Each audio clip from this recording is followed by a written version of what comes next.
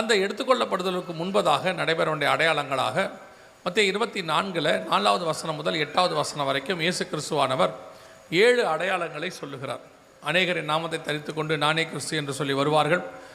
அடுத்து யுத்தங்களின் செய்திகளையும் கேள்விப்படுவீர்கள். ஜனத்துக்கு விரோதமாய் ஜனம், ராஜ்யத்துக்கு விரோதமாய் ராஜ்யம், பஞ்சங்கள், கொள்ளை நோய்கள், பூமி எதிர்ச்சிகள் என்று சொல்லி 7 அடையாளங்களை சொல்லுகிறார். இந்த 7 அடையாளங்களுடைய முடிவிலே தான் அவர் சொல்லுகிறார், இவைகளெல்லாம் வேதனைகளுக்கு ஆரம்பம், அப்பொழுது உங்களை உபத்திரவங்களுக்கு ஒப்பு கொடுப்பார்கள் என்று சொல்லி. ஸோ இப்போ இந்த 7 அடையாளங்களிலே பிரதானமான 2 முக்கியமான அடையாளங்களை 2-3 அடையாளங்களை தான் நாம் இப்பொழுது பார்க்க போகிறோம். காரணம் என்னவென்று சொன்னால், அதில் 2 அடையாளங்கள் நாம் பார்த்துருக்கிறோம். நம் கண்களில் இந்த தலைமுறையில் நாம் பார்த்துருக்கிறோம். ஆண்டவர் சொன்னதை இன்னொரு அடையாளத்துக்குள்ளே நாம் போய் கொண்டு இருக்கிறோம். அந்த இடத்துல தான் இப்போ நம்ம இருக்கிறோம். ஸோ இது 3ஐயும் நாம் இருக்கிற நேரத்துக்குள்ளாக பார்த்து முடிக்க வேண்டும் என்று சொல்ல நான் விரும்புகிறேன். அதை நீங்கள் 24ஆம் அதிகாரத்தில் வாசிக்கும் பொழுது இயேசு சொன்ன அடையாளங்களில் மிக பிரதானமாக அந்த 7 இருக்கும். அதாவது அந்த அதிகாரம் முழுக்க அடையாளம் தான், ஆனால் அதில் 7 பிரதானமானது. அந்த 7ல் ஒன்று கொள்ளை நோய்கள் அப்படின்னு இருக்கும். நீங்கள் வாசிச்சிங்கன்னா அந்த 8வது வசனத்தில் கொள்ளை நோய்கள் அப்படின்னு இருக்கும். இந்த கொள்ளை நோய்களை குறித்து சொல்லும் பொழுது எந்த கொள்ளை நோய்களை இயேசு சொல்லுகிறார் அப்படின்னு பார்க்கணும். ஏன்னா எகிப்தியருக்கே கொள்ளை நோய் வந்துச்சு, அங்கேயே இருக்குது. நியாயாதிபதிகள் புஸ்தகத்தில் பெலிஸ்தியருக்கு வந்துச்சு அப்படின்னு சொல்லி பார்க்குறோம். அநேகருக்கு கொள்ளை நோய் வந்திருக்கிறது. ஆனால் இயேசு கொள்ளை நோய்கள் என்று சொல்லுகிறார். என்னை பொறுத்த வரைக்கும் நான் வேதத்தை வாசிக்கிறதுல நான் தெரிஞ்சுக்கிட்ட ஒரு விஷயம் என்னென்னா, ஆண்டவர் ஏதோ ஒன்றை அப்படியே போகிற போக்கில் சொல்லிட்டு போகிறவர் அல்ல, அல்லது நாம் புரியாமல் இருப்பதற்கு ஒரு விஷயத்தை சொல்லவும் இல்லை. அவர் எதை சொன்னாலும் நமக்கு விளக்கமாக நாம் புரிந்து கொள்வதற்கு தான் இந்த வேத புத்தகத்தை கொடுத்திருக்கிறார். இதில் தான் ஜீவன் இருக்கிறது. அதனால தான் கடைசி காலத்தில் சாத்தான் பண்ணுற பெரிய வேலை என்னென்னா, இந்த வேத புத்தகத்தை உங்களை வாசிக்க விடாமல் தடுப்பது, அல்லது வேத வசனத்தை சபையை விட்டு எடுப்பது, அல்லது வேத வசனத்துக்கும் ஊழியக்காரர்களுக்கும் விசுவாசிகளுக்கும் ஒரு பெரிய பிரிவினை உண்டாக்குவது. இதை எடுத்தாச்சுன்னா ஈஸியாக நம்மளை அவன் கொன்னுடலான்னு அவனுக்கு தெரியும். அதை தான் என்ன பண்ணுறான்னா, வசனத்தை வாசிக்க விடாமல் சபையை செஞ்சுக்கிட்டு இருக்கிறான். இதில் நீங்கள் பர்டிகுலராக வாசித்து பார்த்தீங்கன்னு சொன்னால், இந்த கொள்ளை நோய்கள் ஆண்டவர் வெறும் கொள்ளை நோய்னா வெறும் கொள்ளை நோய் மட்டும் அப்படி சொல்லிட்டு போல, அது என்ன கொள்ளை நோய், எப்படி வரும், எதா வரும், எல்லாமே தெளிவாக சொல்லி வச்சிருக்கிறார். ஸோ முதலாவதாக அந்த கொள்ளை நோயை குறித்து நாம் பார்க்க போகிறோம். எது வந்தது, எப்போ வந்தது, அந்த காலகட்டம் எல்லாம் இருக்குது. அதற்கு பிறகு உள்ள காரியங்களை அதற்கு பிற்பாடு பார்ப்போம். இப்போ வாசிங்க, வெளிப்படுத்தின விசேஷம் 6ஆம் அதிகாரம் 4வது வசனத்தை வாசிங்க. 6:4 வாசிங்க. அப்பொழுது சிவப்பான வேறொரு குதிரை புறப்பட்டது.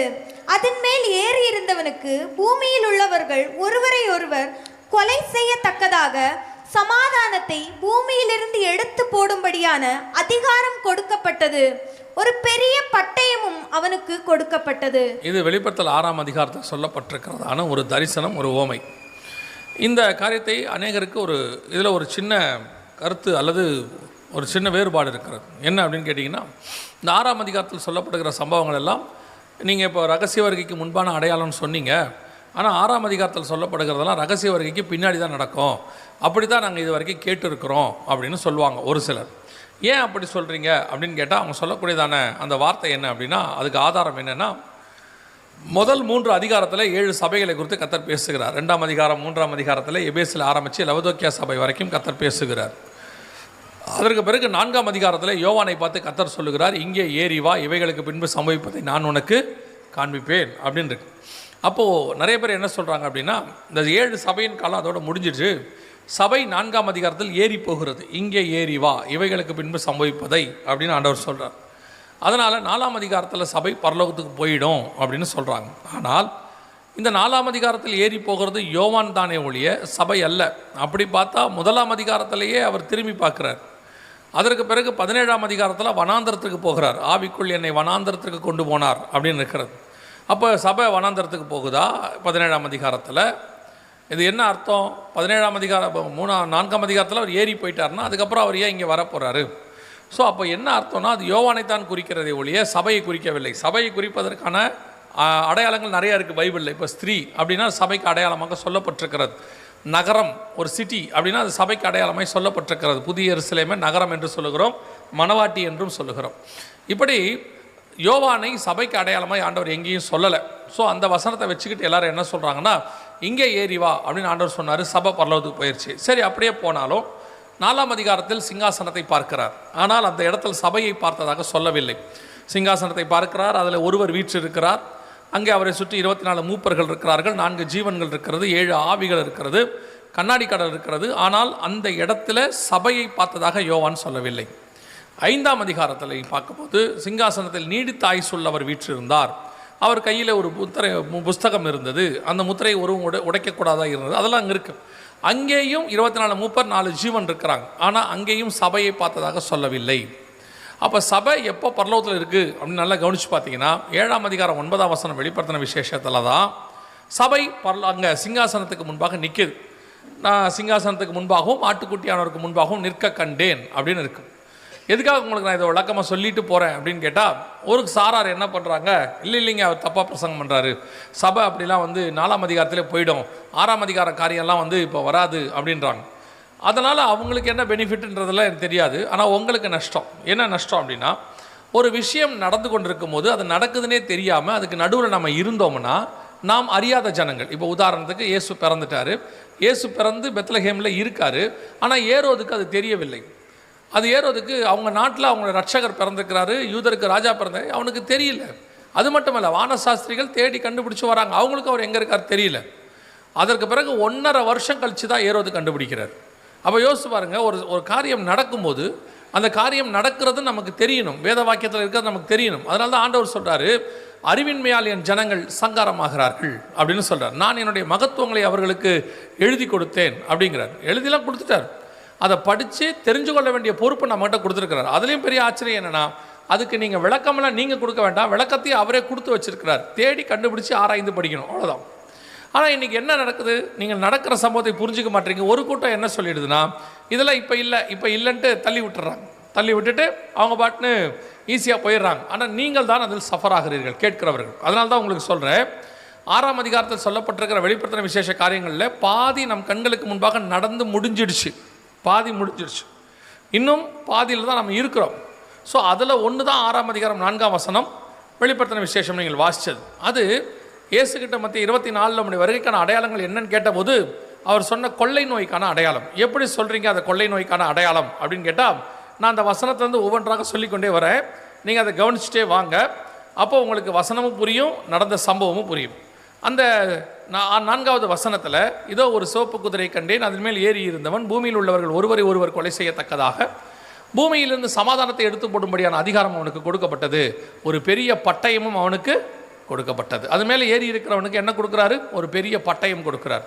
ஒரு தூதன் கையில் பட்டயம் கொடுத்தால், அவன் கையில் ஒரு பட்டயத்தை கொடுத்தால் என்ன அர்த்தம் அப்படின்னு கேட்டிங்கன்னு சொன்னால், வாசிங்க 1 நாளாகமத்தின் புஸ்தகம் 21ஆம் அதிகாரம் 12வது வசனத்தை வாசிங்க. 3 வருஷத்து பஞ்சமோ அல்லது உன் பகைஞரின் பட்டயம் உன்னை பின்தொடர நீ உன் சத்துருக்களுக்கு முன்பாக முறிந்தோடி போக செய்யும் 3 மாத சங்காரமோ அல்லது 3 நாள் கர்த்தருடைய தூதன் இஸ்ரவேலுடைய எல்லையெங்கும் சங்காரம் உண்டாகும்படி தேசத்தில் நிற்கும் கர்த்தருடைய பட்டயமாகிய கொள்ளை நோயோ, கர்த்தருடைய பட்டயமாகிய கொள்ளை நோயோ. ஒருவேளை நீங்கள் நினைக்கலாம், கர்த்தருடைய பட்டயத்துக்கு எபேசியர் 6ல் வேத வசனம்னு இன்னொரு விளக்கமும் இருக்குது, இங்கே கர்த்தருடைய பட்டயத்துக்கு கொள்ளை நோயின்னு இருக்குது, எதை எடுத்துக்கலாம் அப்படின்னு கேட்டிங்கன்னா, இந்த இடத்துல நல்லா வாசிக்கும் போது இந்த இடத்துல தூதன் கையில் கொடுக்கப்பட்டதாக சொல்லப்படுகிறது. அதே அதிகாரம் 16வது வசனத்தை வாசிங்கள். 16. தாவீது தன் கண்களை ஏறெடுத்து பூமிக்கும் வானத்திற்கும் நடுவே நிற்கிற கர்த்தருடைய தூதன் உருவின பட்டயத்தை தன் கையில் பிடித்து அதை எருசலேமின் மேல் நீட்டி இருக்க கண்டான். இங்கே வசனம் சொல்லுது, தூதன் பட்டயத்தை பிடித்து எருசலேம் மேல் நீட்டி இருக்க கண்டான். அன்னைக்கு என்ன வந்துச்சு எருசலேம்ல? 14வது வசனம் வாசிங்க. 14. ஆகையால் கர்த்தர் இஸ்ரவேலிலே கொள்ளை நோயை வரப்பண்ணினார், அதனால் இஸ்ரவேலின் 70,000 பேர் மடிந்தார்கள். அப்படின்னா ஒரு தூதன் கையில் பட்டயத்தை கொடுத்தால் அவன் அதை எந்த பட்டணத்துக்கு நேராக நீற்றானோ அந்த பட்டணத்தில் கொள்ளை நோய் வரும் என்று சொல்லி அர்த்தம். அப்போ அவன் கையில் பட்டயத்தை கொடுப்பதுக்கு என்ன அர்த்தம்னா கொள்ளை நோய் அப்படின்னு அர்த்தம். இப்போது சிவப்பு குதிரையை குறித்து பார்க்கிறோம், அது ஒரு கொள்ளை நோய் என்று சொல்லி நாம் பார்க்கிறோம். அந்த பிடித்திருந்தவன் ஒரு பெரிய பட்டயத்தை பிடித்திருந்தான். அடுத்து இந்த கொள்ளை நோய் எப்படி வரும் அப்படின்னு பார்த்தீங்கன்னா பூமி முழுக்க வரும் என்று சொல்லி வாசிக்கிறோம். அதே 6ஆம் அதிகாரம் 4ஆம் வசனம் வெளிப்படுத்தின விசேஷம் சொல்லுகிறது, அவர் 2ஆம் முத்திரை உடைக்க கண்டேன், 2ஆம் ஜீவனானது நீ வந்து பார் என்று சொல்ல கேட்டேன், இதோ ஒரு சிவப்பு குதிரையை கண்டேன், அதன் மேல் ஏறி இருந்தவனுக்கு பூமியில் உள்ளவர்கள் ஒருவரை ஒருவர் கொலை செய்யத்தக்கதாக பூமியிலிருந்து சமாதானத்தை எடுத்து போடும்படியான அதிகாரம் கொடுக்கப்பட்டது. அப்போ வசனம் தெளிவாக இருக்குது. இது பூமியில் தான் முழுக்க வரும். பூமி முழுக்க ஒரு கொள்ளை நோய் வரும், அதான் அர்த்தம். அடுத்தபடியாக அந்த கொள்ளை நோய் எப்படி மரணத்தை கொண்டு வரும்? அதே வசனம் சொல்லுது, பூமியில் உள்ளவர்கள் ஒருவரை ஒருவர் கொலை செய்யத்தக்கதாக வரும். அந்த வசனத்தில் நீங்கள் வாசிக்கிறதெல்லாம் நீங்கள் 6ஆம் அதிகாரம் 4ஆம் வசனம் வெளிப்படுத்தின விசேஷத்தை வாசிக்கிறீங்க. பூமியில் உள்ளவர்கள் ஒருவரை ஒருவர் கொலை செய்யத்தக்கதாக பூமி முழுக்க ஒரு கொள்ளை நோய் வரும். இதுதான் 6ஆம் அதிகாரம் 4ஆம் வசனத்தில் இருக்குது. சரி, இந்த கொள்ளை நோய் எப்போ வரும்? அடுத்த கேள்வி அதான் ரொம்ப இம்பார்ட்டன்ட். இந்த கொள்ளை நோய் எப்போ வரும் அப்படின்னு கேட்டிங்கன்னா, சகரியாவின் புஸ்தகத்துக்கு திரும்புங்க. சகரியாவின் புஸ்தகம் 1ஆம் அதிகாரம் 8வது வசனத்தை வாசிங்கள். சகரியாவின் புஸ்தகம் 1ஆம் அதிகாரம் 8வது வசனம் வாசிங்க. இதோ இன்று ராத்திரி சிவப்பு குதிரையின் மேல் ஏறி இருந்த ஒரு புருஷனை கண்டேன். அங்க அதுதான் வாசிக்கிறோம். இதோ ஒரு சிவப்பு குதிரையின் மேல் ஏறி இருக்கிறது.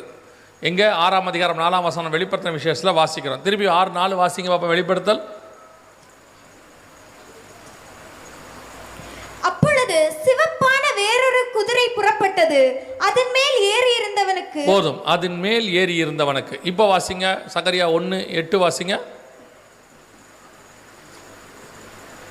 இதோ இன்று ராத்திரி சிவப்பு குதிரையின் மேல் ஏறி இருந்த புருஷனை கண்டேன். ரெண்டும் ஒண்ணுதான்.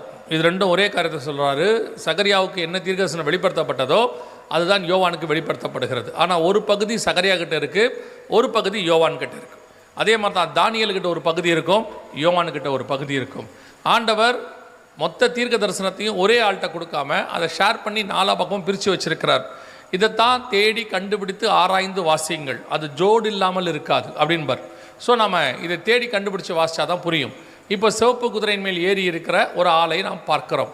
அந்த ஆள் என்ன சொல்றார் வாசிங்க. சகரியாவின் புஸ்தகம் 1ஆம் அதிகாரம் 12வது வசனத்தை வாசிங்க. அப்பொழுது கர்த்தருடைய தூதன் மறுமொழியாக, சேனைகளின் கர்த்தாவே, இந்த 70 வருஷமாய் நீர் கோபம் கொண்டிருக்கிற எருசலேமின் மேலும் யூதா பட்டணங்களின் மேலும் எந்த மட்டும் இறங்காதிருப்பீர் என்று சொல்ல. அப்ப இந்த கேள்வி எப்ப கேட்கப்படுது? அந்த தூதன் எப்ப கேட்கிறான் அப்படின்னு கேட்டீங்கன்னா, 70 வருஷம் கழிச்சு கேட்குறான். இந்த 70 வருஷமாய் யூதா பட்டணங்கள் மேலும் எருசலேமின் மேலும் எந்த மட்டும் நீர் கோபமாய் இருப்பீர் அப்படின்னு. உங்களுக்கு தெரியும் நினைக்கிறேன், இஸ்ரவேல் ஜனங்கள் மீண்டும் வந்தது, விடுதலையானது எப்பன்னு கேட்டிங்கன்னா 1948 மே மாதம் 14ஆம் தேதி அவர்கள் விடுதலையானார். அதாவது தனி நாடு பிரகடனப்படுத்தப்பட்டது. அப்படி பிரகடனப்படுத்தப்பட்டு சரியாக 70 வருஷம் அப்படின்னு நீங்கள் கணக்கு போட்டிங்கன்னா 2018 கரெக்டாக பார்த்தீங்கன்னா 2018. இப்போ இந்த கேள்வி ஒரு உங்களுக்கு புரிதலுக்காக சொல்கிறேன். இந்த கேள்வி என்ன கேட்கப்படுகிறது? 2018 இந்த கேள்வி கேட்கப்படுகிறது, முடியும் போது கேட்கப்படுகிறது. சேனைகளின் கர்த்தாவே, இந்த 70 வருஷமாய் எருசலேமின் மேல் அப்படின்னா என்ன அர்த்தம்? ஏன் அந்த கேள்வி 70 வருஷம் கழிச்சு கேட்கப்படுதுன்னா, 1948 இஸ்ரவேல் வந்துடுச்சு, 1967 எருசலேம் பட்டணம் வந்துடுச்சு. ஆனால் இஸ்ரவேலுக்கு தலைநகராக எருசலேம் வந்தது 2018. அது வரைக்கும் இஸ்ரவேலுக்கு தலைநகராக எருசலேம் மாறலை. எருசலேம் 2018 மாறுது. அப்போ தான் இந்த வசனம் சொல்லப்படுது, இந்த 70 வருஷமாய் எருசலேமின் மேலும். ஏன்னா எருசலேம் அவங்களுக்கு தலைநகராக மாறினாதான் அஃபிஷியலாக கேபிட்டல் சிட்டி. அப்போ சரியாக 70 வருஷம் கழிச்சு உங்கள் புரிதலுக்காக சொல்கிறேன், 2018 முடிஞ்சு 2019 கேட்கப்படுதுன்னு வச்சுக்கோங்க உங்கள் புரிதலுக்காக. ஆனால் அதுதான் உண்மையும் கூட. 70 வருஷமாய் சேனைகளின் கர்த்தாவே, இந்த 70 வருஷமாய் எருசலேமின் மேலும் யூதா பட்டணங்கள் மேலும் எந்த மட்டும் நீர் கோபம் கொண்டிருப்பீர் அப்படின்னு கேட்குறாங்க. இப்போ அதுக்கு மறுமொழியாக கர்த்தர் சொல்றது என்ன? 15வது வசனம் வாசிங்க. 1:15. நான் கொஞ்சம் கோபம் கொண்டிருந்த போது அவர்கள் தங்கள் கேட்டை அதிகரிக்க தேடினபடியினால் சுகமாய் வாழுகிற புறஜாதிகள் பேரில் நான் கடும் கோபம் கொண்டேன். இப்போ